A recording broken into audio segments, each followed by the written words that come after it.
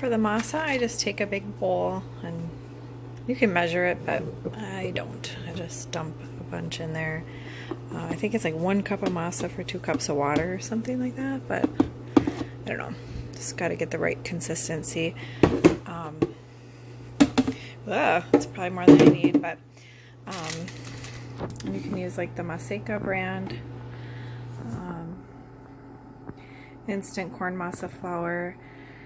Any brand is fine. I've used all these brands, it's fine. Just make sure it's not masa for tamales, because it does have a different consistency. It's like grainier, or like masa preparada or precocida, because those are masa for arepas and they are a different consistency too. So as long as it's this kind, you can use any brand. They all seem to be fine, but this is a good brand, or like the Aldi's brand is fine too.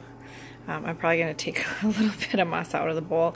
I'm just going to add water and mix it with my hands until it's kind of the consistency that I've already put a lot of water in here and mixed it, but I'm just going to show, like, I just put a little bit at a time and mix, because this, if you add too much water,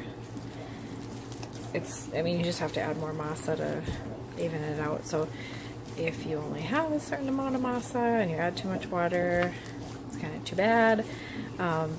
So I like to just start out with a little at a time and mix it more and more. It's really, like, I can feel a lot of lumps in there right now, so I'm just trying to get all the lumps out. Once I get it really mixed in, there's probably some dry still. Yeah, there's still some like dry at the bottom. I might need to add even more water, but like this kind of consistency it's getting at the top is pretty good.